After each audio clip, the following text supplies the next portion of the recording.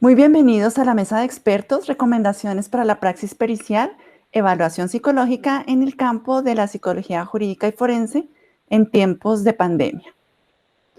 El 18 de mayo del 2020 se publicó este documento que tiene como fin pronunciar a un grupo de expertos del campo de la psicología jurídica y forense de nuestra asociación latinoamericana. Y señala el rol en la evaluación psicológica forense en los diferentes ámbitos de la administración de justicia. Considerando esta contingencia de la pandemia, sabemos que tenemos que enfrentar estas necesidades actuales, pero por supuesto cumpliendo con los estándares de cientificidad y lineamientos legales de cada país.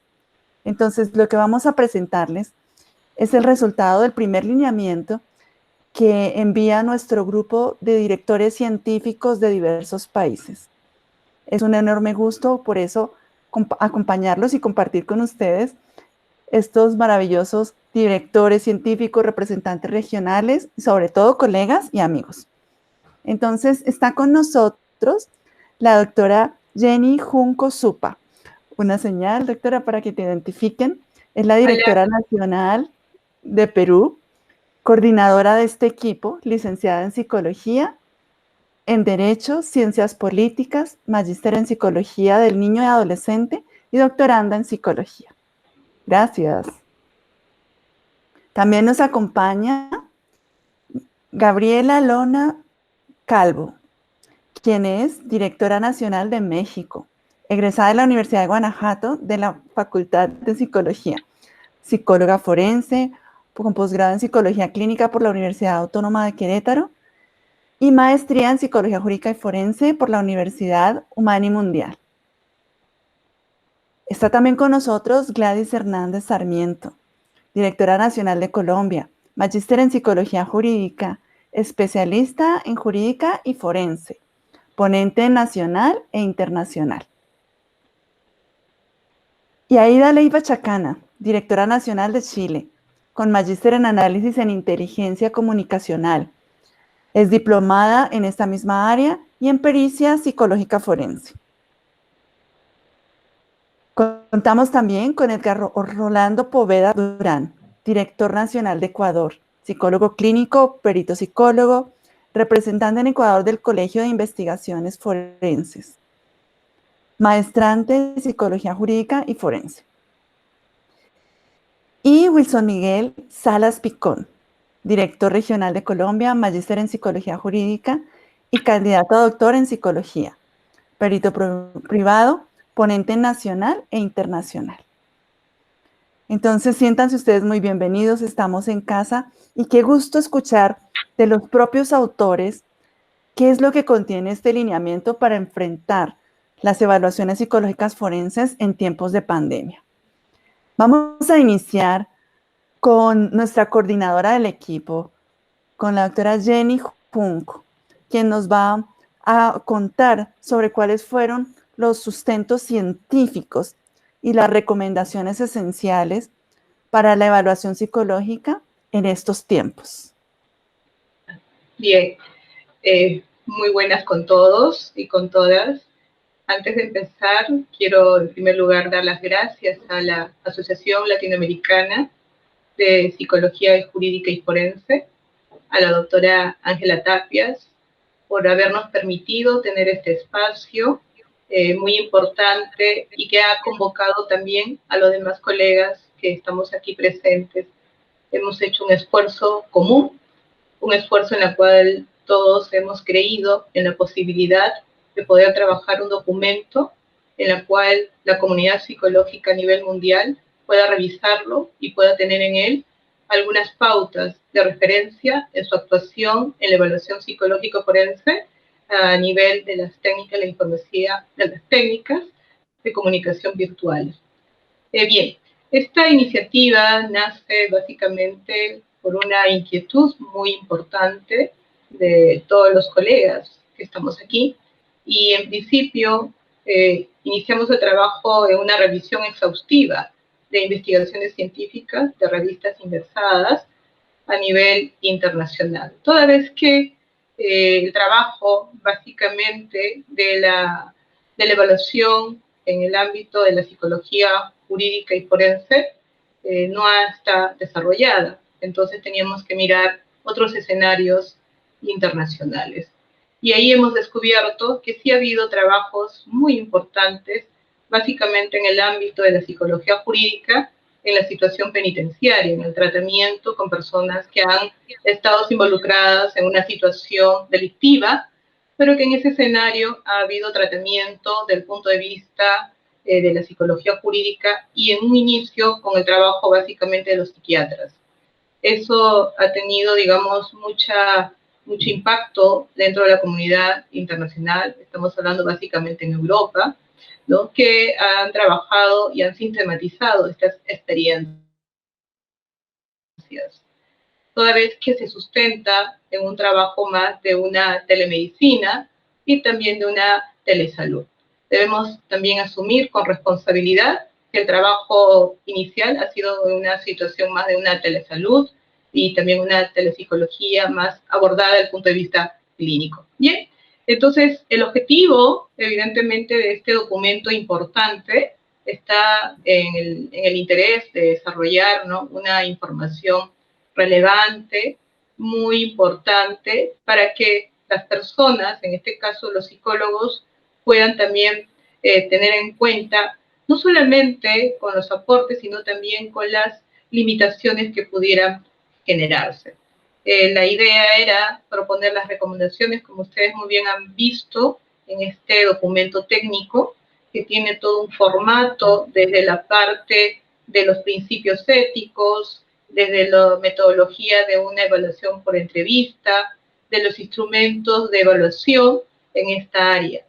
Y en ese sentido, el mismo también permite, ¿no?, el interés de poder orientar el trabajo del psicólogo ante esta coyuntura en la cual nosotros vivimos de la pandemia por el COVID-19, de ver una alternativa de una evaluación psicológica forense. Yo creo que el principio más relevante tiene que ver con trasladar básicamente todo el abordaje, todo lo que implicaría una evaluación presencial a una evaluación, ¿no?, en las tecnologías de información. Hemos considerado, en primer lugar, tener como base los principios rectores de la APA, pero al margen de ello, creo que el psicólogo o la psicóloga tiene que tener en cuenta aspectos éticos y deontológicos que le corresponde de acuerdo a las normas, ¿no?, de su país. En principio, ¿no?, también tener en cuenta principios reguladores mundiales, como el tema de la APA. En ese sentido, también han habido propuestas muy interesantes que los invito a revisar, que tienen que ver con los principios específicamente en una evaluación, ¿no?, psicológica del punto de vista clínico, los cuales también se pueden trasladar a una evaluación, ¿no?, psicológica forense. También es interesante revisar, ¿no?, que este término de la teleevaluación psicológica forense tiene también diferentes conceptualizaciones y conceptos, que también es importante revisarlo, invita también a investigar y también a reflexionar. Pero lo interesante es que sí, la tecnología ya ha estado, digamos, concentrada en la actuación del psicólogo clínico y también ahora en el psicólogo forense. Es lo que podría comentar por el momento.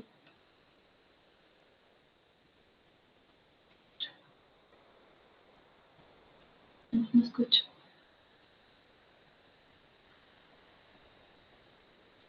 Muchas gracias, querida Jenny. Tú nos agregas cuáles son las metas y los principios y nos señalas que hubo toda una revisión internacional para desarrollar este documento. Bueno, ahora quisiéramos entonces escuchar a Aida Leiva y a Gladys Hernández, que nos van a señalar las principales recomendaciones para considerar una entrevista ante una evaluación psicológica forense con el uso de las tecnologías de la información y la comunicación. Y también las principales inquietudes que han surgido a partir de la aplicación de esta entrevista con el uso de estas tecnologías. Bueno, muchas gracias. Muchas gracias también a todos por estar acá. Vamos entonces a hablar un poco sobre el tema de la entrevista y hablar sobre algunos lineamientos que hemos diseñado dentro del documento que desde ya les invitamos a que consulten en nuestra página de internet www.psicologiajurídica.org. Entonces, en este documento van a encontrar algunos lineamientos sobre la entrevista. Vamos a encontrar entonces que, pues, con el tema de entrevistas, colocamos unas fases que tienen que ver precisamente con toda la información disponible sobre lo que debe ser la entrevista, partiendo de una fase previa, una fase de aplicación y una post-entrevista. Entonces, vamos a identificar que dentro de toda entrevista, pues se van a dar estas fases. Y es que hemos querido, en estos casos, ubicarnos, ¿cierto?, en la psicología, en nuestro deber ser, porque sé que hay mucha duda con respecto a la aplicación y al manejo de las TICs, pero en este caso vemos que la entrevista pues debe guardar, ¿cierto?, esos criterios que se tienen también para entrevistas presenciales. Solamente que pues no podemos dejar pasar por alto la situación que en este momento está viviendo el mundo, y que esta situación ha sido inédita para la generación a la cual hacemos parte, ¿no? Entonces, es necesario que también tengamos en cuenta que estos lineamientos no solamente van enfocados a esta situación en particular, sino incluso a personas que de pronto no tienen acceso a desplazamiento, ¿cierto? Y que por el lugar geográfico en el que se encuentran puede ser de repente mucho más fácil hacer una teleevaluación psicológica forense. Entonces hablemos inicialmente de la primera fase, la fase previa.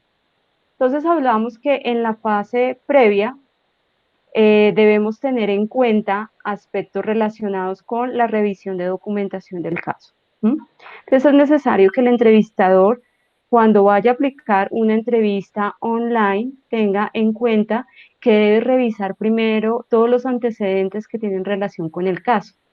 Esto para que pueda entonces tener información previa para el proceso de evaluación y asimismo poder planearlo. Luego, también es necesario que tenga en cuenta fijar unos objetivos. Y esto no es nada nuevo que estamos diciendo, esto es algo que todo entrevistador debe tener en cuenta al momento de aplicar una entrevista, ya sea presencial o vía remota.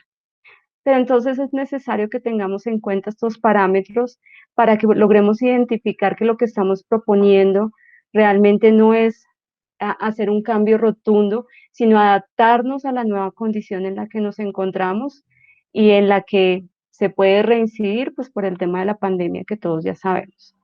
Entonces es necesario fijar unos objetivos con base en la solicitud que haga la autoridad competente. Todo esto pues en el tema de la fase previa. En la preparación debemos hacer una revisión de los dispositivos electrónicos, ¿no? Entonces debemos tener en cuenta que cuando hacemos entrevistas online, debemos también asegurarnos que todos los dispositivos tecnológicos que vamos a usar cuenten con el funcionamiento adecuado. Sucedería lo mismo en una entrevista presencial. Debemos entonces verificar que, por ejemplo, en entrevistas donde sea necesaria la grabación, pues entonces que la cámara esté funcionando, por ejemplo, que haya un lugar óptimo donde se pueda realizar la entrevista. Y en este caso, pues debemos hacer lo mismo, debemos preparar un ambiente también propicio, donde no hayan distractores, debemos revisar que esos dispositivos tecnológicos estén funcionando, ¿cierto? Tanto para la persona que vamos a entrevistar como para nosotros como entrevistadores. Desde esa perspectiva, entonces, debemos tener en cuenta condiciones de seguridad de la entrevista. Debemos entonces tratar de obtener todas esas condiciones de seguridad que nos permitan que, por ejemplo, la persona a la que vayamos a entrevistar cuente con un medio tecnológico que le permita escuchar bien al entrevistador, que también tenga un sonido donde el entrevistador pueda escucharlo bien, que esté en un lugar apropiado para poder realizar la entrevista, sin la presencia de pronto de una tercera persona que pueda influir en sus respuestas. ¿M? Y esta persona también es necesario que se contacte, ¿cierto? Es necesario entonces que el entrevistador contacte previamente al entrevistado, ¿m? Precisamente como para poder garantizar esta situación de la entrevista y establecer unas reglas de base, ¿no? Que eso también hace parte de cualquier entrevista en cualquier condición. Entonces debemos tener en cuenta que dentro de las reglas de base es necesario que tengamos en cuenta que se deben establecer dentro del proceso para evitar distractores. Por ejemplo, si estamos entonces en la entrevista, debemos pedirle a la persona que estamos entrevistando que no haga uso del celular durante el proceso de entrevista, que preferiblemente tenga el celular apagado, que disponga del tiempo para poder ser entrevistado, ¿sí? Porque no podemos esperar entonces que a la mitad de la entrevista esta persona nos indica que va a salir, porque pues eso traería dificultades para todo el proceso evaluativo. Entonces esto para que lo tengamos en cuenta dentro del proceso de evaluación, pues, y de entrevista propiamente dicho. Luego entonces dentro del documento hablamos de una fase de aplicación, que pues como su nombre lo dice, contiene la aplicación de la entrevista, algunos imprevistos y algo del lenguaje verbal y no verbal durante la entrevista que debemos tener en cuenta. ¿M? Entonces, imprevistos como los que les mencionaba, como por ejemplo que suene el celular, es algo que debemos contemplar para que esta situación no se presente. Entonces, algunos podrán indicar que el uso de la tecnología puede llegar a ser una barrera dentro del proceso, por ejemplo, de rapport de la entrevista. Pero si logramos ser estratégicos con esta información, nos podríamos dar cuenta que debemos es aprovechar esa circunstancia de conectividad para explorar, por ejemplo, temas neutrales cuando estamos hablando de una entrevista forense. Entonces, ustedes saben que hoy en día, tanto niños, niñas como adolescentes tienen más conocimiento sobre el uso de los dispositivos tecnológicos. Entonces, podemos aprovechar esta situación para que esta situación favorezca el buen transcurso de la entrevista. Por ejemplo, haciendo pruebas sobre cómo se escucha el sonido, cómo se ve la imagen y demás, podemos hacer que entonces se den unas respuestas asertivas, incluso preguntarle qué conocimiento tiene sobre el uso de la tecnología, si de repente tiene acceso a redes sociales. Entonces, esto lo debemos ver es como una oportunidad más que como un limitante. Entonces, es necesario que también durante el proceso pues tengamos una actitud empática, pero que sea una actitud enfocada hacia una neutralidad empática, la hemos llamado nosotros. Entonces, está asociado con que efectivamente, a pesar de que estemos en un medio tecnológico, pues eso no va a restar la importancia de ser empático al momento de hacer una entrevista. Entonces, no necesariamente el que se dé la presencialidad va a involucrar que se sea más empático o no.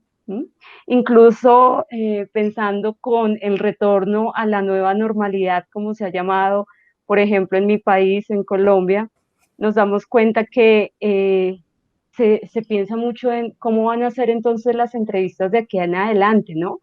Porque, por ejemplo, se habla mucho del manejo del lenguaje no verbal, pero difícilmente vamos a poder explorar mucho viendo a nuestro entrevistado con tapabocas, con careta, con gafas, ¿no? Y de igual modo, él viéndonos de igual, ¿no? Con tapabocas, con careta, con gafas. Entonces, es necesario que tengamos en cuenta también las limitaciones que vamos a tener en el momento que volvamos a la nueva normalidad, como le hemos llamado. Entonces, con respecto a los imprevistos, que es otro de los aspectos que hemos tenido en cuenta dentro del proceso de entrevista es necesario tener tranquilidad, ¿no? Así como estamos en este momento en un medio en donde se puede ir la luz, podemos estar entonces en este momento con una buena conexión y de repente entonces tener algún problema de conectividad, debemos también recordar que imprevistos se pueden presentar también dentro de procesos de entrevista presencial. Entonces lo más importante es tener calma, ¿cierto? No permitir pues que ese tipo de problemas afecte de manera drástica la entrevista. De ahí que pues vamos a hablar entonces en la siguiente fase de la entrevista sobre post-entrevista. Y acá es importante que tengamos algo en cuenta. Y es que debemos asegurarnos, ¿cierto?, que se haga la grabación de la entrevista. Porque si efectivamente hemos usado todos esos recursos, hemos invertido una buena cantidad de tiempo en preparar la entrevista, en hacer la entrevista, en obtener la información que nos pueda ser útil para posteriormente hacer una evaluación psicológica forense, pues si no logramos hacer una grabación y de repente pues tampoco se tomó nota, pues vamos a incurrir en procesos que nos podrían llevar incluso a la revictimización, porque eso implicaría hacer una nueva entrevista y pues esto estaría incorrecto para el proceso de entrevista que debemos llevar. Entonces es necesario que tengamos en cuenta que en esta modalidad es necesario que guardemos o garanticemos mejor el almacenamiento y la custodia de este tipo de elementos de grabación y que asimismo también podamos garantizar que esa información no va a ser replicada. Entonces me refiero a que debemos también garantizar que este tipo de situaciones en donde alguien más pueda grabar, también debemos tenerla en cuenta en aras de la seguridad del proceso, de la seguridad propia y pues claro está el entrevistado, que es nuestro principal enfoque. Entonces, pues estos han sido algunos de los lineamientos. Mi colega y amiga Aida nos puede entonces ilustrar más en torno al proceso de entrevista. Aida, te escuchamos.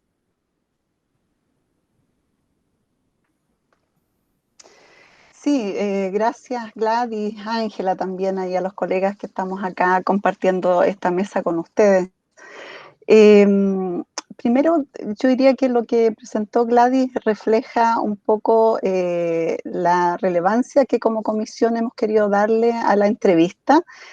¿Por qué? Porque la consideramos una técnica esencial, todos, ¿no? En cualquier tipo de evaluación, obviamente en la evaluación forense y en otro escenario como a través del uso de las tecnologías claramente es de relevancia.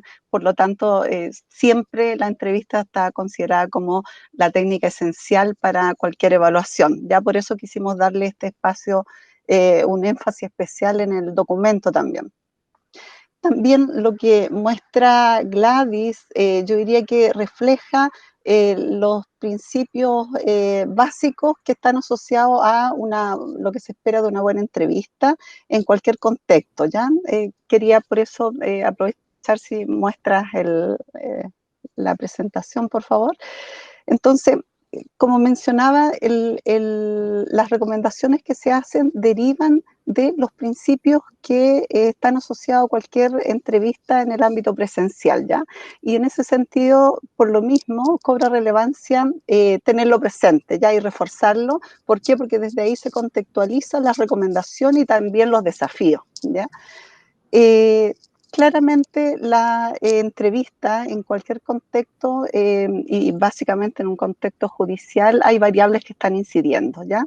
Variables asociadas al propio contexto, como mencioné, que es un contexto judicial, en el cual aparece, ¿cierto? Vamos a lidiar con un entrevistado, entrevistada, que claramente nos está en ese escenario o en esa situación voluntariamente, ¿cierto? O por lo menos si lo hace está condicionado por la situación en la que aparece participando dentro de un proceso judicial.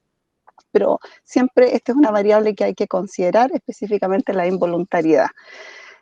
Por otro lado, también es sumamente relevante considerar el presumibles o posibles intentos de engaño, ocultamiento de información, y eso en contextos del uso de las tecnologías claramente, tanto lo presencial como en este otro contexto va a ser una variable que va a estar presente, se van a agregar otros elementos que también hay que ver cómo se manejan, y la influencia por el paso por el sistema, ¿cierto? Deja algunos efectos ya incidiendo en el estado mental o una afectación emocional del entrevistado, que hace con que también sean variables con las que hay que trabajar en un proceso evaluativo. Así como el escenario impone ciertas variables que hay que manejar, conocer y manejar, hay las características asociadas a los entrevistados también, ¿no? Claramente para nosotros siempre es un desafío la etapa evolutiva, la población adulta, adolescente, niños, preescolares en especial, generan desafíos que conocemos. Y claramente con el uso de las tecnologías aparecen estos desafíos también de manera diferenciada, ya sean en adultos mayores, se va a presentar de manera distinta que en los casos, los desafíos con los niños, como mencionaba Gladys, adolescentes o niños que tienen otro manejo con la tecnología, a diferencia de ciertos adultos, por ejemplo, ¿ya? Pero siempre la etapa evolutiva es una variable a considerar y desde ahí también claramente trabajamos con el lenguaje, por lo tanto, en todo lo que es una entrevista va a ser el insumo principal y desde ahí todos los procesos psicológicos a la base del acto de testificar. Por lo tanto, son variables que van a estar en juego. Y factores contextuales generales, ¿cierto? Que tiene que ver con todas las variables asociadas a las vidas de los entrevistados, pero también los inmediatos, que derivados del devenir del paso por el proceso judicial. Y no menor, ¿cierto? Son las características del fenómeno que hay que estar considerando para las situaciones de las entrevistas, ¿no? Que va a ser diferente respecto al fenómeno con el que estemos trabajando, el tipo de delito, ya sea la naturaleza, la frecuencia, relación víctima-victimario, etcétera, ¿ya? Pero, ¿qué es lo que exige en estas variables? Ciertos principios, ¿cierto?, que están ligados a la entrevista, que lo abordó Gladys, que tiene que ver con la debida planificación. Sabemos que es importante considerar esos elementos, ya sea porque nos permite conocer las características del evaluado. Y en ese sentido, las características del evaluado en este caso no es solo, se agrega en el ámbito del uso de las tecnologías, las herramientas que tiene, por ejemplo, para lidiar con este nuevo contexto. También, obviamente, la materia en estudio, ¿cierto? En la que se enmarca la evaluación, si hay unas situaciones de violencia en la cual pudiera estar amenazado, ¿cierto? Por un contexto que puede restringir su testimonio o sus dichos en general. Por lo tanto, la planificación va a permitir identificar mucho más precozmente esas situaciones y claramente va a determinar una posible éxito o no, o dificultad en una entrevista. Pero básicamente la planificación, así como en el ámbito presencial en este contexto, aparece mucho más relevante. ¿Por qué? Porque se agrega otra variable, que cuando se habla del control de riesgo, que siempre hay que preverlo, en este caso justamente hay que considerar los riesgos asociados al uso de las tecnologías, que se incrementan o más que incrementarse aparecen de manera diferenciada de lo que es la evaluación presencial. Permite claramente definir los tópicos transversales y específicos, pero en este caso en particular, además, no solo hay que lidiar con las nuevas tecnologías, sino que esta posible evaluación en este contexto se agrega en un contexto de crisis sanitaria, de pandemia. Por lo tanto, ahí también hay que considerar los contenidos que ameritan ser levantados y también sopesados en respecto de cómo van a incidir en una valoración en una pericia. Por lo tanto, claramente la planificación, agregándole esos ingredientes, va a ser sumamente relevante. Y no menor, ¿cierto?, es el adecuado uso de la técnica. No quiere decir que si se hace en otro escenario dejemos de lado todos los principios que nosotros nos hemos desarrollado, quienes trabajamos en el área, la relevancia de la técnica, y en este sentido contar con los conocimientos teóricos a la base, que es sumamente relevante en los casos de la entrevista específicamente, todos los conocimientos sociales, la psicología del testimonio, la psicología de la memoria y el debido entrenamiento, ¿ya? Respecto de estos elementos, respecto al uso adecuado de la técnica, es tremendamente relevante. Ahí lo que se enfatiza justamente es el potenciar la cantidad de información que se va a levantar, la precisión de la información y la organización de la entrevista. ¿Ya? Si me puedes ayudar con la otra presentación, por favor. Entonces, en ese sentido, la técnica va a implicar también la estructura, como había mencionado, hacer las preguntas correctas y específicamente, me parece que es la anterior ya, solo un segundito, y el énfasis en lo que es la capacitación, ¿ya?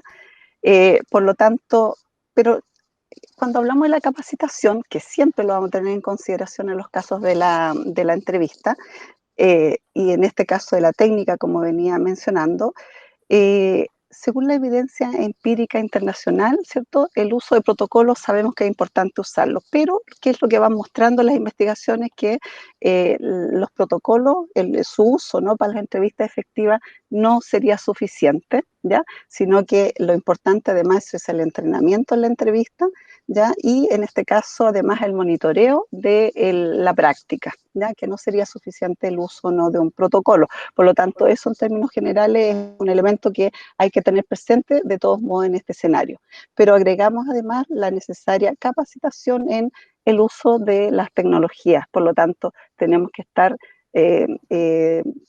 conociendo los avances respecto de esta materia y las ventajas y las limitaciones, que son elementos que se consideran también en el documento. Bueno, escuchando a nuestras expertas nos damos cuenta que no solo pensaron en los temas tecnológicos, sino en todo lo que hay de científico, teórico, académico, detrás de lo que implica una entrevista. Y bueno, estaba deleitándome escuchando los acentos, acento de nuestra chilena, de nuestra colombiana, de nuestra peruana, que creo que también implican cómo hay una unidad científica independiente de nuestras latitudes, independiente de nuestra formación. Y creo que por eso es muy afortunado poder tener todas estas visiones que se han centrado en este pronunciamiento. Vamos a escuchar ahora a los caballeros. Entonces vamos a pedirles a Edgar Poveda y a Wilson Salas que nos hablen de los retos de la evaluación psicológica forense en el campo virtual y cómo se deben tomar en cuenta, cuáles son esos aspectos que deberíamos relevar en estas evaluaciones. Bueno, primero que nada quiero dar un saludo afectuoso a la mesa, a cada uno de los integrantes de esta espectacular mesa. Mucha admiración a Ángela, mi cariño y aprecio. Y bueno, y a todas las personas que nos están acompañando el día de hoy, un abrazo latinoamericano. Y pues también una invitación especial con este trabajo que ha sido bastante arduo, teniendo en cuenta las dinámicas que pues nos ha impuesto esto de la pandemia. Y creo que una de las cosas que podíamos evidenciar con este trabajo era el rigor, la rigurosidad que queríamos imprimirle para poder generar desde un mismo lenguaje que es el científico, y tener eco pues, en cada uno de los países donde se desarrolla nuestra el ejercicio del derecho, el ejercicio de la psicología jurídica y poder pues contribuir a un mejor derecho, un derecho más humano, ¿no? También. En ese sentido, quisiera empezar diciendo que las recomendaciones son sugerentes, ¿no? No son concluyentes. Y eso lo concluíamos dentro del comité porque la ciencia y las realidades y los fenómenos van evolucionando y nos van imprimiendo nuevas realidades a las que tenemos que generar herramientas acordes para poder hacer una comprensión de las mismas. Y creo que en este punto es un reto para la psicología y específicamente para la psicología jurídica y tomando un poco los principios de Kuhn del Estatuto Psicológico de Ciencia, esa es una crisis. Se genera una anomalía dentro de nuestro campo. ¿Cómo vamos a medir desde la telepsicología forense? ¿Cómo vamos a seguir prestando ese servicio? Y esa anomalía nos lleva a tener una crisis y es, tenemos instrumentos al nivel que nos está imponiendo la realidad, a las nuevas formas de relacionamiento, sin perder de vista la cientificidad, que es lo más importante dentro de este proceso. Y esto, luego de la crisis, viene entonces la revolución paradigmática, y es, ¿cuáles son esas herramientas que tenemos y cómo lo vamos a implementar? Y creo que desde hace mucho tiempo nos hemos venido preparando. Esto de la aplicación online no es algo nuevo, solo que pues se venían desarrollando algunos instrumentos de esta metodología, de esta forma. Pero en este momento tuvimos que acelerar el paso y tuvimos que empezar a hacer una revisión para mirar si eso que teníamos podía responder a eso. En esa medida, pues adoptamos y también identificamos una serie de documentos que fueron surgiendo por cada una de las agremiaciones en todas las partes del mundo, desde España, desde Estados Unidos, desde Puerto Rico, y cada uno de esos lineamientos tenía un elemento común, y era el tema de la confiabilidad y la validez, el tema de las dimensiones que se debían tener en cuenta para poder realizar las pericias, para poder hacer las intervenciones, y en esa medida encontramos artículos como el de Muniz, las normas APA, que también las normas APA, los lineamientos de la APA, que pues postulan unos principios, ¿no? Y lo primero es, ¿estamos nosotros preparados como psicólogos jurídicos en nuestro campo? ¿Tenemos la idoneidad para empezar a desenvolvernos en esto? Porque no es solamente ya un proceso de formación de título de, soy magíster psicología jurídica y forense y eso me acredita, no, a esto se le agrega, usted tiene competencias para la parte tecnológica, reconoces los desafíos que tiene la praxis, y en esto está, por ejemplo, la integridad de las pruebas psicométricas, y esa integridad de las pruebas psicométricas quiere decir el nivel de confiabilidad y validez que debe tener la prueba, que debe ser muy robusta. Y bueno, y decíamos también que esto de la robustez, pues un alfa, un decil, un centil no nos dice nada si no está articulado con otros factores de realidad, y que muy acertadamente lo conversaba Aida, lo conversaba Gladys, y que lleva como esa linealidad dentro del documento, porque una prueba psicométrica no se puede interpretar de manera aislada, tiene que haber un conjunto integrador allí. En esa medida, y entendiendo lo que representa nuestra praxis, que es en el campo forense, y es realizar pruebas periciales que permitan pues hacer valoraciones desde un sustento científico, técnico, y que le permita poder brindar una radiografía a los operadores judiciales para tomar decisiones, ¿cierto?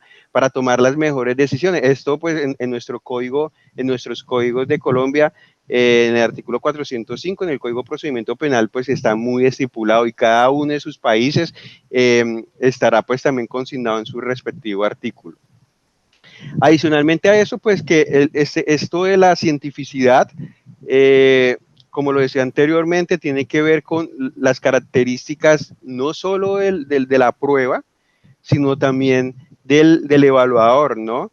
Y por eso dentro del documento proponemos que se desarrolle 3 momentos, y un primer momento que tiene que ver con el planteamiento de un protocolo, y ese protocolo, que lo hemos llamado un PRE, pues el perito debe identificar, a partir lógicamente de la estructura del uniforme pericial que conlleva el establecimiento de hipótesis, pues poder determinar qué pruebas puede utilizar y hacer un rastreo de esas pruebas, ¿cierto? Un rastreo bibliográfico para identificar sus propiedades psicométricas, si cumple con los criterios de calidad para poder ser utilizados por este medio, y cuál ha sido, por ejemplo, la evidencia empírica que se ha encontrado frente a su rendimiento y a su calidad, ¿cierto? Y esto, pues, lógicamente, le da una mayor seguridad desde este escenario para poder que el juez pueda tomar mejores decisiones, ¿cierto? Y aquí, pues, indicábamos un poco el carácter científico que debe tener las pruebas y la robustez que debe llevar el proceso. Un proceso muy integral que, pues, involucra muchos factores.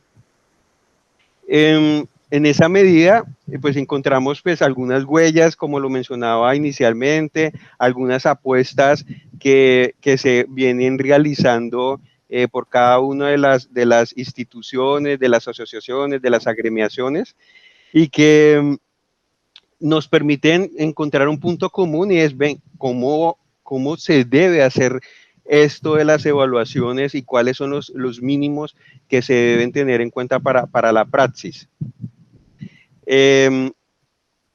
Nos parece bastante interesante poder encontrar dentro de las revisiones bibliográficas y dentro de las revisiones bibliográficas que realizamos y de los artículos que consultamos, un poco que todos estamos encaminados a generar una praxis con una carga científica, pero una carga científica sustentada con una evidencia, ¿cierto? Una práctica basada en la evidencia.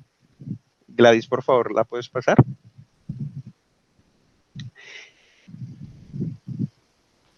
El Colegio de Psicólogos de España, que también ha hecho grandes aportes, y aquí me voy a detener un poco para indicar el tema de que el profesional pueda identificar desde unos criterios mínimos de cientificidad consignados en ese protocolo que debe desarrollar previamente a la evaluación, y es: se puede realizar la valoración o la evaluación, se cuentan con los instrumentos, se puede emplear este medio para realizarlo, y pues aquí sabemos que hay unas condiciones psicosociales en algunos países que inclusive aún en determinadas regiones como Colombia, puedo decirlo, no hay todavía internet. Entonces eso también imprime hacer nueva interpretación de esas realidades para poder decir lo podemos hacer o no lo podemos hacer, y también pues las características individuales que esto también trae.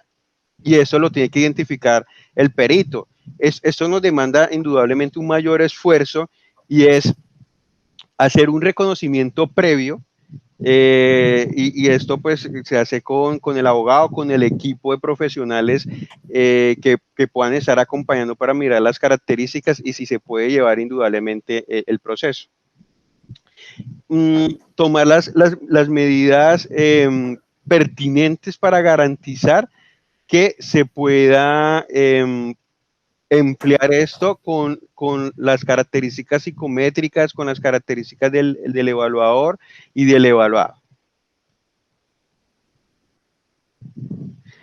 Y bueno, hay algunos elementos importantes acá a considerar. Uno, la integridad de las propiedades psicométricas, que ya lo hablábamos. Yo creo que si la prueba te dice tienes que aplicarla de cierta forma, no puedo hacer un cambio de la misma, porque esto pues va a traer un efecto frente al rendimiento, a lo que tiene que ver con las condiciones de confiabilidad.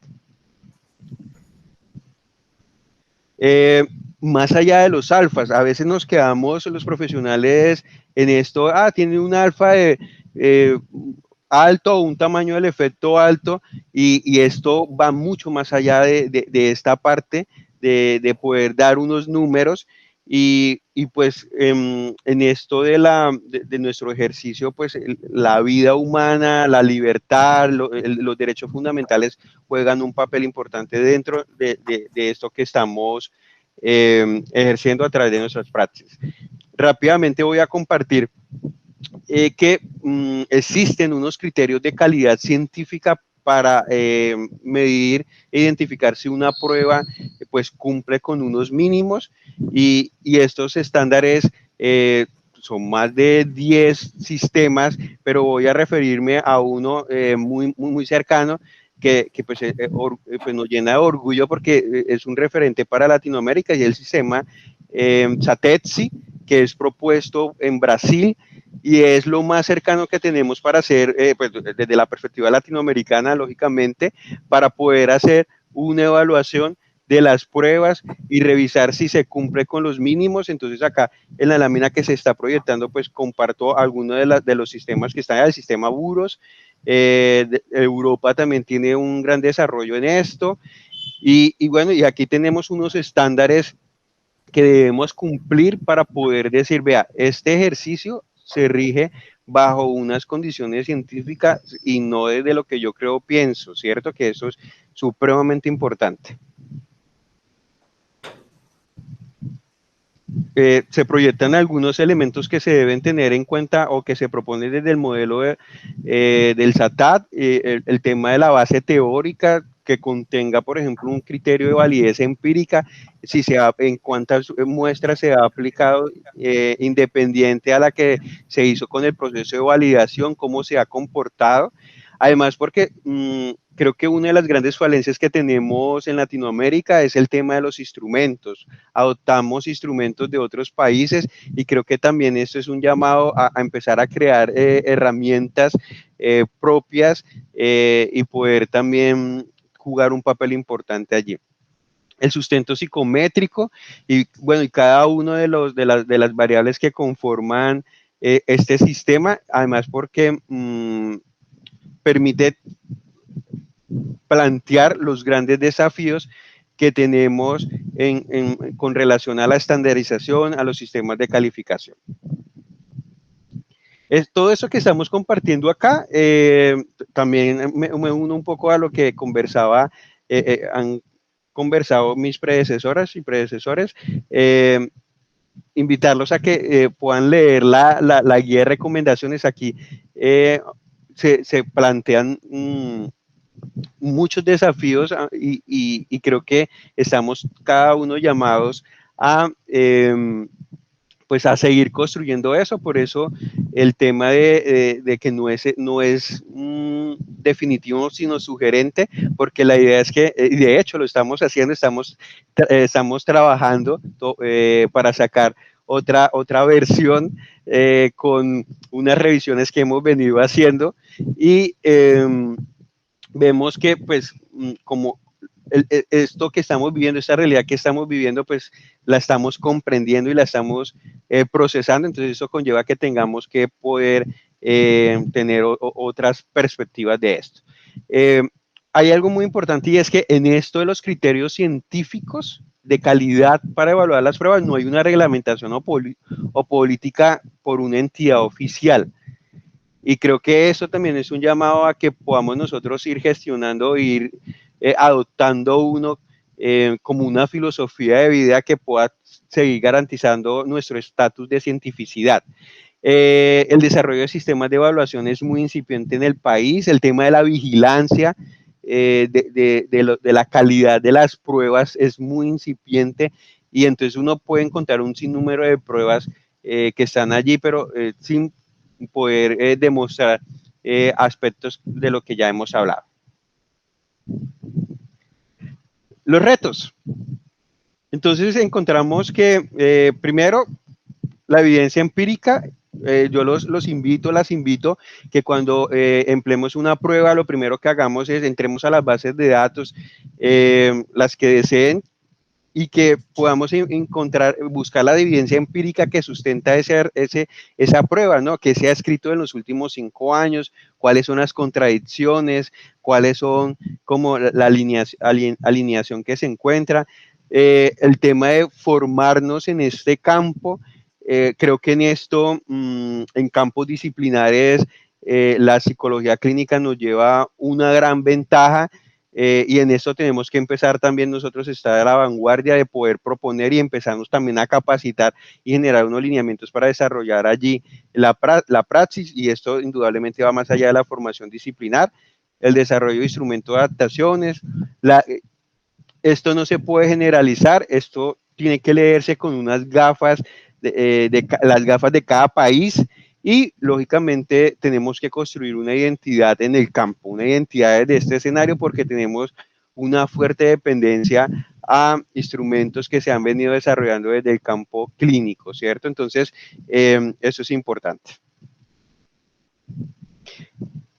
Ahora voy a darle paso a mi estimado amigo Edgar para que pueda plantear un poco también una de las miradas que le dimos en la guía de recomendaciones. Muchísimas gracias a todas, a todos.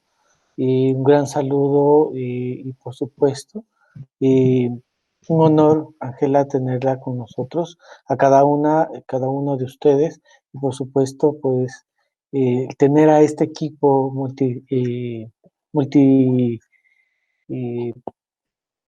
multipaís, multiétnico,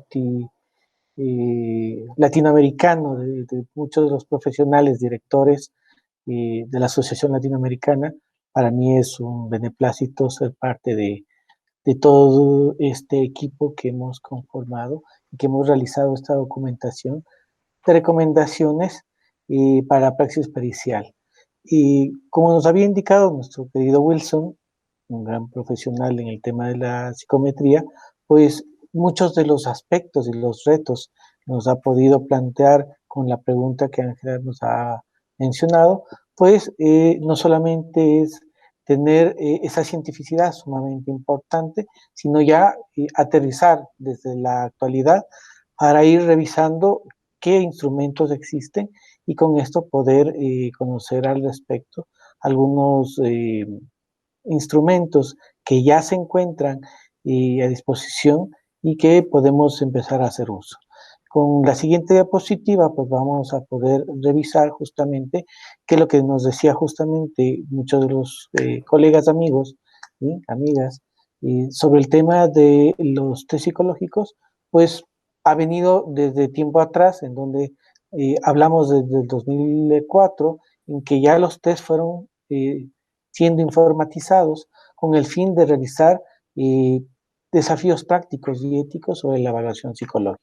En ese sentido, encontrar ese gran desarrollo tecnológico en el cual, de alguna manera, el uso de las nuevas tecnologías nos permitan obtener nuevas directrices, que es lo que hemos intentado como reto, como equipo, el brindar algunas directrices, algunos aspectos, algunas recomendaciones para poder realizar esto, ayudar a que podamos tener los beneficios necesarios, no solamente para poder informatizar algunas de las escalas y que de hecho ya existen, sino también ir construyendo, aplicando,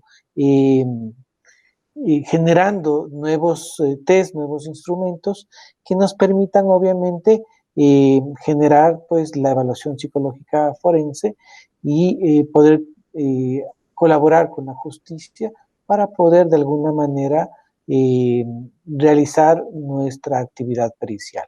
Obviamente debemos tener las consideraciones de normas y de administración que serán necesarias para que de esta manera podamos cumplir con todas las normativas de seguridad que se requiere para la utilización de estas pruebas y que estos resultados puedan tener un desempeño óptimo en la pericial que nosotros vamos a presentar. En la siguiente diapositiva vamos a poder encontrar justamente que para esto ha existido algunos documentos que hemos podido revisar, entre los cuales por supuesto está el hecho de algunas investigaciones respecto a las versiones lápiz y papel versus la corrección y la aplicación online, ¿sí? En este sentido, pues encontrando características sumamente similares y a pesar de las limitaciones que algunos de los compañeros predecesores y posteriores en esta presentación podamos nosotros conocer. Para ello también es sumamente importante, ¿sí?, que desde el 2015 estas investigaciones nos permitan entender desde la parte ética que estamos cumpliendo con normativas en las cuales la confiabilidad que se estaría teniendo para esta aplicación online, ¿sí?, permitirá justamente la realización de este tipo de evaluaciones a través de medios telemáticos. Igualmente, pues la existencia de nuevas directrices sobre el uso de los test y estas investigaciones que hemos hablado, pues sobre todo para controlar la seguridad, la utilización, las buenas prácticas, nos permitirán realizar toda esta labor. Siguiendo justamente a la siguiente diapositiva, tendremos ya pues una actualización de algunas empresas que de alguna manera han empezado a realizar de un tiempo acá pues justamente una actualización de sus pruebas psicológicas para esta plataforma en la que podamos nosotros utilizar la parte online, ¿sí?, como una forma de aplicación. Y en la siguiente diapositiva vamos a ver, pues obviamente, que tenemos un bagaje de pruebas disponibles y entre ellas he podido marcar una, la VAS-2, que justamente nos parecía sumamente interesante en el sentido de que personas con probables capacidades especiales o discapacidades pudieran ser evaluadas, ¿sí?, en el sentido de que sería una de las limitaciones en las cuales muchas personas que han podido asistir a diversos webinars, a diversas capacitaciones sobre esta temática de evaluación psicológica forense a través de internet, a través de medios telemáticos o la teleevaluación psicológica forense, que es el término que hemos elegido para denominarla, pues indicaban como una de las limitaciones o dificultades. No obstante, con la siguiente diapositiva, veremos justamente esta posibilidad de que tendremos no solamente cómo solventar esta dificultad, sino también la otra, que era el considerar que niñas, niños, adolescentes no pudieran ser evaluados, puesto que sus pruebas serían difíciles de aplicar.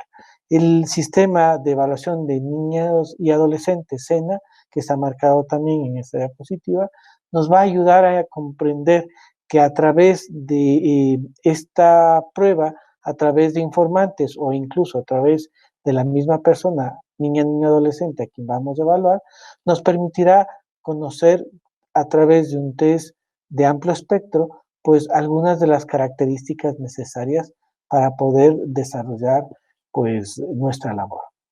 En siguiente, pues vamos a poder incluso, tenemos acá ya una aplicación en la que se ha tenido la oportunidad de realizar a través de estos medios telemáticos, en donde la misma plataforma nos permite colocar una codificación, colocar el nombre del profesional que está realizando la evaluación e incluso tener la posibilidad de presentar, como ponemos en este recuadro, amplificado, pues la aplicación del cuestionario de manera directa, inmediata, en la cual el profesional que está compartiendo la pantalla justamente a la persona a quien está evaluando, pues tendrá la posibilidad de manejar la prueba, ¿sí?, sin que de esta manera la persona evaluada quisiera intentar hacer alguna respuesta distinta a la que había mencionado previamente, y que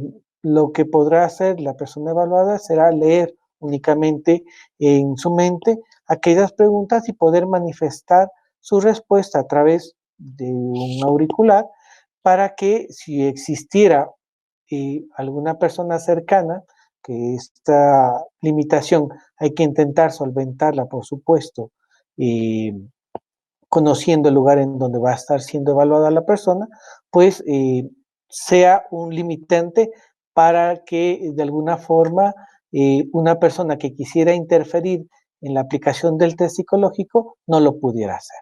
Es decir, que de esta manera nosotros tendremos la posibilidad de manejar la prueba, ¿sí? De llevarla a cabo solamente con la intervención de la persona, leyéndola, ¿sí? En su mente, y no teniendo la posibilidad de distorsionar la forma de respuesta que ha colocado.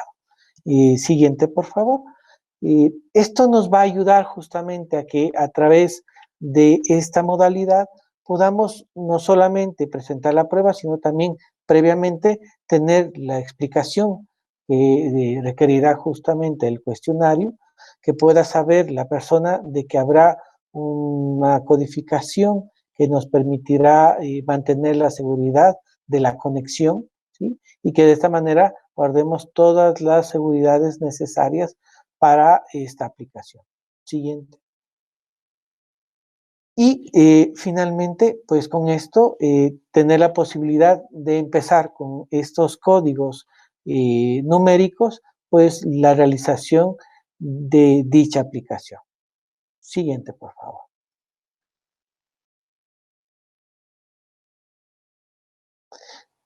Obviamente, T-Ediciones no es la única empresa pues, que desarrolla estos aspectos, y pues en este ámbito pues, de la telepsicología pues, existen otra empresa como Pearson, quienes también han empezado a innovar, tienen ya algunas de las pruebas, ¿sí? Que permitirán en el ámbito forense, en especial este test de amplio espectro, el Million4, permitirá justamente esta opción online, junto con las demás que están visualizando ustedes en esta presentación, y que de alguna manera ayudará a que nosotros podamos cumplir con nuestra labor pericial como tal. Siguiente. No obstante, algunas de las pruebas que nosotros como peritos podemos ocupar, y en algunos países donde esta prueba, que es el ROSAS, está muy solventada, muy utilizada, pues importante poder manifestarles que este test ya es posible utilizarlo a través de recomendaciones también para su administración a distancia. Desde el 12 de abril de 2020, pues se cuenta ya con un entrenamiento especial de 8 horas, en el cual de alguna manera permite no solamente conocer si es que es posible o no, y por supuesto da la respuesta de que sí podemos nosotros utilizar, y dará algunas opciones que permitan justamente a través de este documento el responder cómo es posible realizar la administración de este test proyectivo tan afamado justamente para el tema pericial. Con esto pues yo finalizo mi parte y doy paso pues a la siguiente persona que va a exponer a continuación. Gracias. Bueno, escuchando a nuestros expertos nos damos cuenta que esta propuesta parece novedosa, pero realmente es magnífico observar cómo los test y la literatura ya venían trabajándose en esta línea. Por eso es grato ver cómo permanecemos a la vanguardia. Ahora vamos a escuchar a nuestra maestra mexicana, Gabriela Lona, que nos va a contar acerca de las consideraciones éticas. Queremos preguntarte qué es importante tomar en cuenta para estas pericias remotas y cómo la ética puede filtrar aspectos periciales que podemos emitir en la telepsicología forense. Muchas gracias, Ángela. Gladys, presentamos la siguiente, por favor.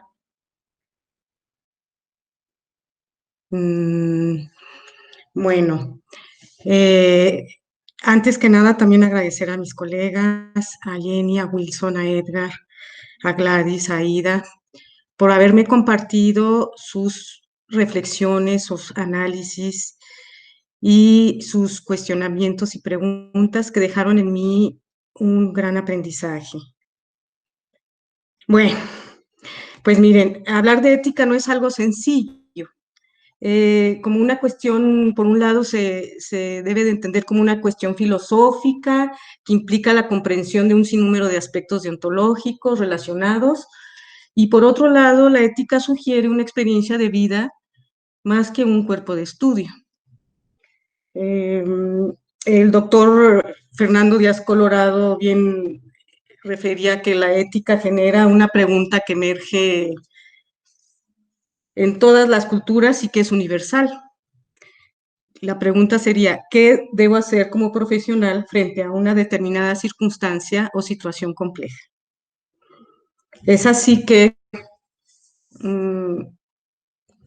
por eso el profesionista debe ser coherente con la naturaleza deontológica, por un lado, y por otro lado, el conocimiento, tomar en cuenta que el conocimiento de los presupuestos deontológicos que deben soportar todo el ejercicio psicojurídico le permite al profesional la formación de un criterio que rija la actuación de quienes cooperan con la administración de la justicia o estudian comportamientos que alcanzan implicaciones jurídicas. Incluso, por ejemplo, una pericia, una evaluación psicológica pericial puede llegar a identificar un injusto, y esto es muy importante.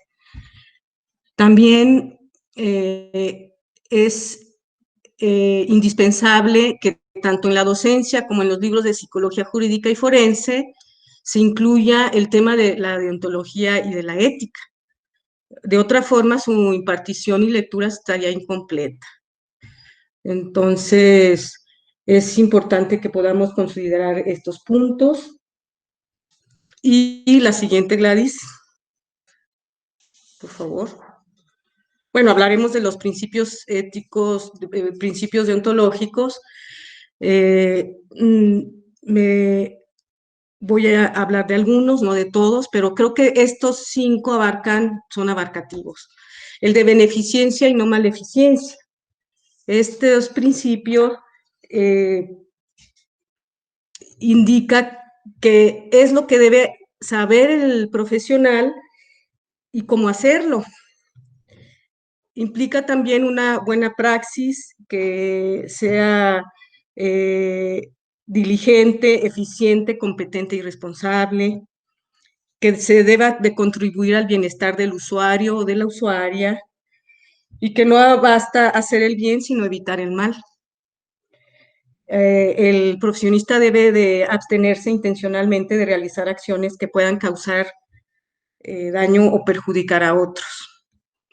Y el siguiente principio que me parece muy importante es el de la autonomía, donde se desprende el derecho a la información veraz, la cual constituye un derecho fundamental que tiene toda persona a ser informada y a informarse de la verdad para juzgar por sí misma sobre la realidad con conocimiento suficiente.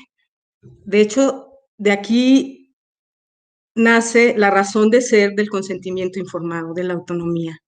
Tenemos la integridad, tenemos la justicia que orienta al profesional a evitar la discriminación y que propender para que cada persona tenga acceso a las mismas condiciones y oportunidades. Está el siguiente principio, que es el respeto a los derechos y dignidad de las personas, que implica reconocer y ser conscientes de garantizar la protección y el bienestar de las personas con las que trabajamos. La siguiente. Ahora hablaré de las pautas que propone la APA para la telepsicología.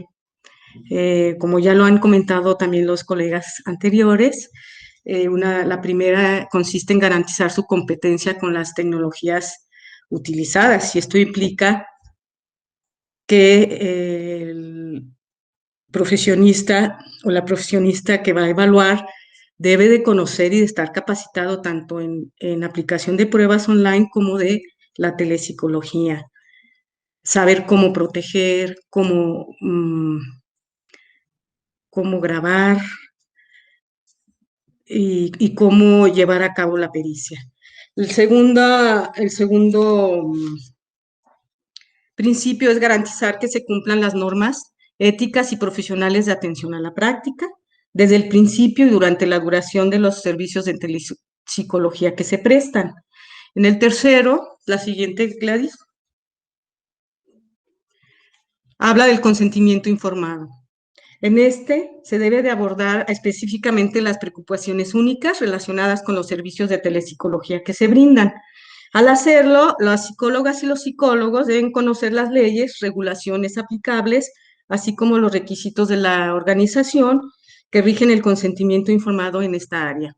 Tenemos el cuarto, que habla de la confidencialidad de datos e información, y que significa que el perito debe proteger y mantener la confidencialidad de los datos e información relacionados con las personas evaluadas, así como informar de los riesgos potencialmente mayores de pérdida de confidencialidad inherentes al uso de las tecnologías de telecomunicaciones. En el quinto, habla de la seguridad y transmisión de datos e información. Es decir, que el perito toma medidas razonables para garantizar que se implementen medidas de seguridad para proteger los datos y la información relacionados con las personas evaluadas. La siguiente. Bueno, aquí tenemos la sexta pauta, que habla de la eliminación de datos e información y tecnologías, de una manera que se facilite la protección contra el acceso no autorizado, las cuentas para la eliminación segura y adecuada. En la séptima pauta, que se refiere a las pruebas y evaluación, el perito y la profesionista deben considerar los problemas únicos que pueden surgir en los instrumentos, las técnicas de evaluación, sus enfoques diseñados para la implementación en las personas al proporcionar servicios de telepsicología. El Consejo Nacional Ordinario de Psicología en 2020 también apunta a algunos aspectos que hay que considerar, como tener presente la forma de trabajo, normas claras, respetar los procesos de validación y fiabilidad de las pruebas, como se requiere cuando se administra en lo presencial. Aquí tenemos, es una octava pauta de la APA, que es conocer y cumplir con todas las leyes y reglamentaciones relevantes. Y el Código Deontológico Profesional del Consejo Nacional Ordinario de Psicólogos de Italia recomienda, por ejemplo, que el psicólogo o la psicóloga está obligado a mantener un nivel adecuado de preparación y actualización. Reconoce los límites de su competencia, utiliza metodologías de las cuales es capaz de indicar las fuentes y referencias científicas.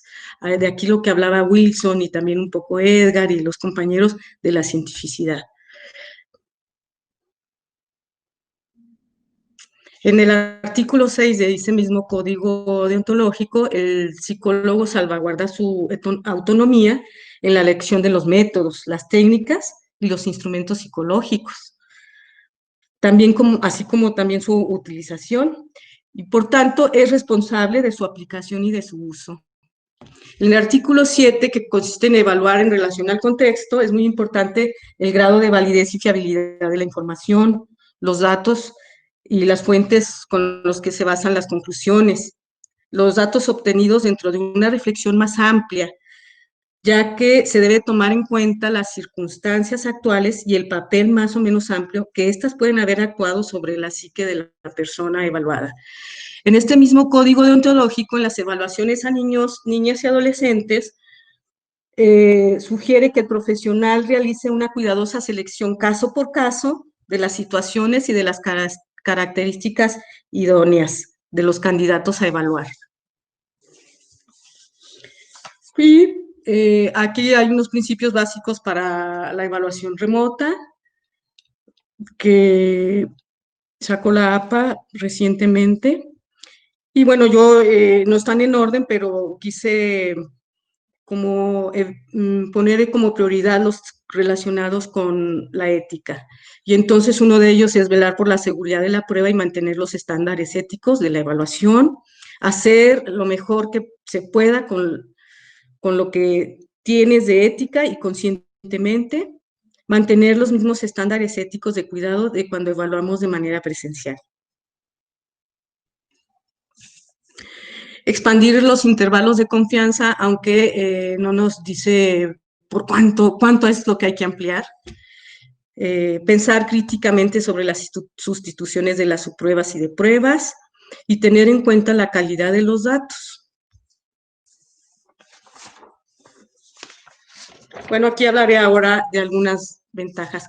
Bueno, antes, Ángela, respondiendo a tu pregunta, creo que la importancia justamente de la ética en la telepsicología es quizás basarnos en los mismos estándares que tenemos en lo presencial, pero acá vamos a agregar 2 o más situaciones en las que debemos de ser sumamente cuidadosos. Y es importante porque alude a la responsabilidad profesional, ¿no? Y cada vez tiene más relevancia y la discusión de temas éticos están a la orden del día. Entonces, finalmente, la deontología y la ética nos van a orientar sobre las buenas y las malas prácticas. Y en cuanto a si se puede incluir la ética en la telepsicología, por supuesto, tomando en cuenta también las malas praxis que inclusive tenemos en lo presencial. Y aquí, bueno, por dar un ejemplo o varios, con lo que estuvimos revisando y lo que nos han comentado los colegas anteriores, un ejemplo que podría dar yo de mala praxis es, por ejemplo, que se hiciera un consentimiento informado inadecuado, es decir, que no se le informó totalmente a la persona, o completamente, o la persona se quedó con dudas, o nunca se le explicó cómo va a quedar protegida la información que nos va a dar, cómo va a quedar resguardada. Esos son temas fundamentales. Y por otro lado, otra situación en la que puede caer una falta de ética podría ser que el profesionista no cuide cómo va a resguardar esa información y entonces la deje en su computador y luego algún otro colega o alguno de sus hijos o alguna otra persona entra al computador y suba la información a las redes sociales.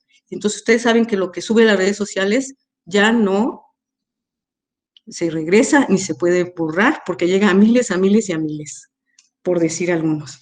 Y ahora hablaré de las ventajas. Bueno, seguramente vamos a ir encontrando más con esta investigación que nos comentaba Wilson, que vamos a continuar, que me encanta. Y algunas ventajas es que, bueno, la telepsicología puede generar más confianza en las personas. Hay personas que se intimidan estando de frente, pero hay otras también que se pueden intimidar con la tecnología. Se pueden grabar las sesiones. Las pruebas online proceden de investigaciones científicas previas a su uso, esto es muy importante. Las puntuaciones que nos ofrecen las pruebas online son más precisas, y los resultados son rápidos y seguros. Y para las personas que no están familiarizadas, se les puede ayudar con ejercicios previos.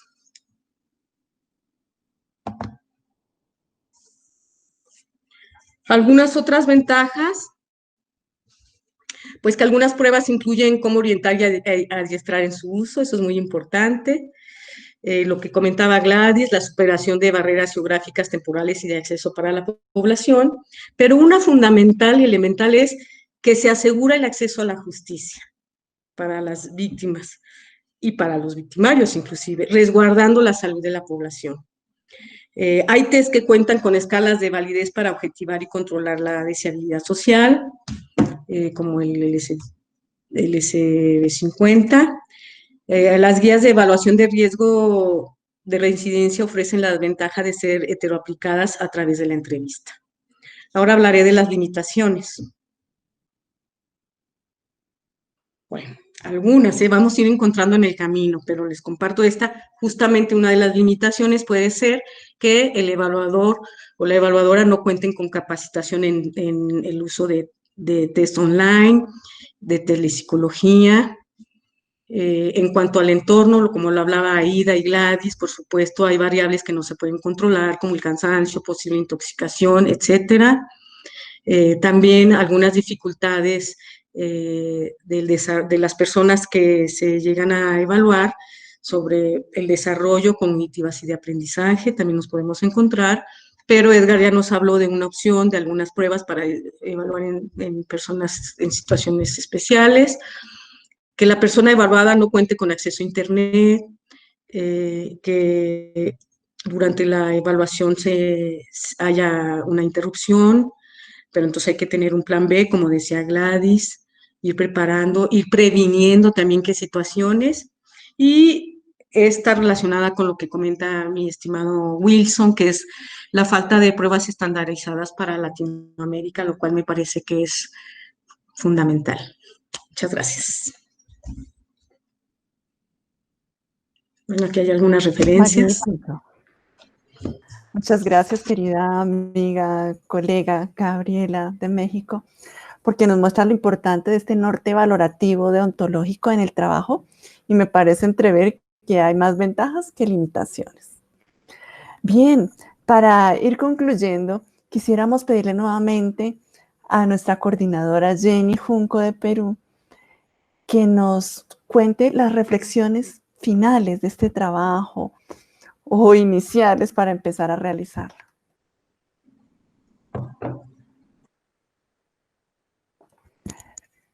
Falta activar el micrófono. ¿Se me escucha? ¿Ahora sí? Ya. Ya, gracias. Bien. Bueno, mi sonrisa es de alegría y de verdad de mucha emoción de que se haya hecho realidad este momento tan deseado por todos los que estamos aquí, de poder reunirnos y hablar de lo que hemos trabajado hace unos meses. Y más aún encantados y encantados todos de que la persona que nos esté haciendo las consultas sea Ángela. Este es digamos, un aspecto bastante importante, interesante para nosotros. Reflexiones. Yo creo que la primera reflexión implica que cada uno, cuando mire el video, hay que mirar con una flexibilidad cognitiva. Cada uno de los que han dado a conocer los aspectos de las recomendaciones lo han hecho tan bien, tan técnicamente, y eso implica, ¿no?, leer y escuchar con mucha atención lo que cada uno ha comentado y entre líneas hacer una reflexión. Otra reflexión que me parece importante tiene que ver más centrado en el psicólogo que en el usuario o en la persona que requiere el servicio. Yo siento que la reflexión va por tener una apertura al cambio y también por tener, ¿no?, una posibilidad de buscar alternativas a circunstancias en las cuales nos encontramos. Siento que cuando uno cree en lo que hace, se motiva mucho para seguir recibiendo, investigando y trabajando.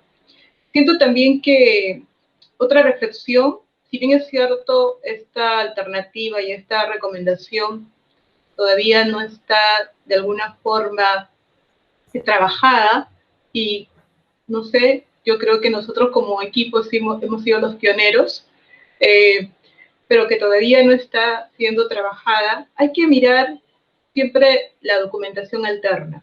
Ahí hay una fuente, y como muy bien lo han comentado el equipo, esa fuente alterna es una base para lo que uno vaya a trabajar.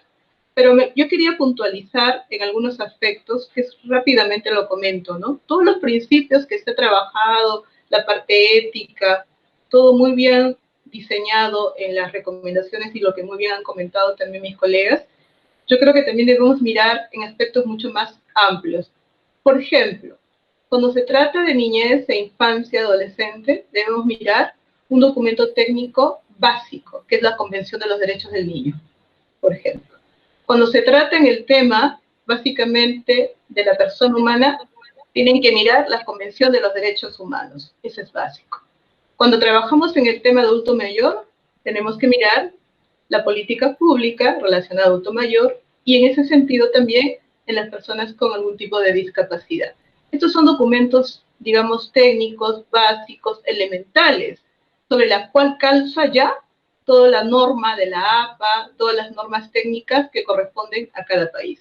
Como por ejemplo, sabemos muy bien nosotros que nosotros no deberíamos hacer una evaluación forense, ya sea en lo presencial o en la modalidad que estamos dando a conocer, ¿cierto? Teniendo algún comportamiento discriminatorio. Eso sabemos que no lo podemos hacer, ¿correcto? Sabemos también que toda persona tiene derecho a la información y en ese sentido lo tenemos que plantear. Son ejemplos nomás para que ustedes se den cuenta que hay normas de primer orden que ajustan nuestro comportamiento. Y yo creo que por lo demás, ¿no?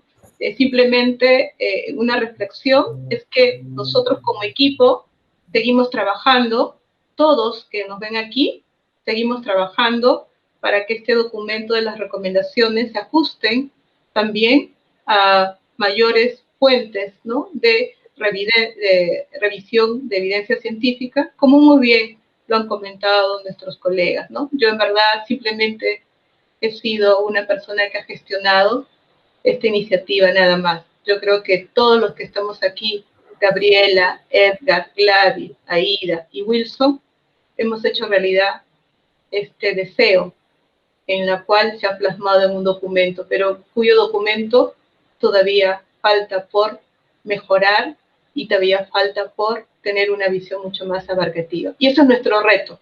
Y en este espacio académico que todos nos están viendo, Latinoamérica y por no decir el mundo, nos comprometemos a seguir avanzando y tener un documento con evidencia científica para que ustedes puedan usarlo para el futuro. Es la reflexión que yo podría brindar. Wow, querida Jenny, pones el tope muy alto en el sentido de seguir perfeccionando el conocimiento y así debe ser. Un magnífico equipo. Y ahora vamos además a darle paso a las preguntas de nuestra audiencia. Entonces, para hacer un ejemplo de esto, yo quiero plantearles una pregunta inicial y ya luego permitimos que todos los demás escriban sus preguntas y las envíen a través de nuestro canal virtual. Y es, obviamente, todas las prácticas nuevas implican desafíos y resistencia al cambio. Seguramente tendremos detractores y personas que consideran que no se puede hacer aún la telepsicología forense. ¿Cómo podríamos dialogar e interactuar con ellos? Estimada Ángela, en ese aspecto me permito tomar un momento la palabra. Muchos de las personas que han visto esta opción de la telepsicología como un invento aparentemente novedoso, pero que sin haber leído previamente alguna literatura científica como la que hemos podido exponer justo con Jenny, con Gaby, con Wilson, con Aida, con Gladys, pues ha tenido la opción desde su aspecto personal, profesional, en emitir algunos criterios. Hemos indicado siempre con un tono de respeto, de consideración a todas y todos los colegas, de que es importante que la parte científica pueda prevalecer antes de un punto de vista en el cual no esté abordado con esa lectura necesaria que debe tener todo profesional, especialmente de la psicología jurídica y forense, y que pues grandes maestros como usted, como otros, pues nos han enseñado en todo momento. Es importante que nosotros seamos críticos, ¿sí?, en la parte de cientificidad, en donde de alguna manera el poder ir conociendo los aspectos que hoy por hoy, ya lo hemos mencionado, no solamente nosotros como equipo, sino muchos otros profesionales a nivel mundial, sobre estos hallazgos, de estas investigaciones que se han ido realizando desde el 2004, desde el 2010, 15 y actualmente con aquellas que están apareciendo, pues nos permitan tener esa flexibilidad. No obstante, es un trabajo personal que el profesional debe realizar, que la persona tiene que buscar esa flexibilidad cognitiva en la cual pues podamos evidenciar en primera instancia esa justicia que cada persona requiere y que no puede esperar a que una pandemia, un evento social, un desastre natural u otros pudieran delimitar ese acceso. Por estas consideraciones, como lo ha dicho nuestra lideresa, pues Jenny, y todos los que conformamos este equipo, pues consideramos que el poder innovar, el poder investigar, el generar conocimiento, el realizar estas prácticas a través de todos estos lineamientos, esta parte técnico-científica, ayudará justamente a que no solamente solventamos este momento tan duro para el planeta respecto a la pandemia, sino también a otros eventos que permita esta metodología el poder realizar. Entendiéndose que esta reflexión, anhelamos, entre las que ha indicado nuestra querida Jenny, pues permita a cada una de los colegas esta posibilidad de considerar, por supuesto, oportuno, pensando en estos principios éticos y en estas características mencionadas.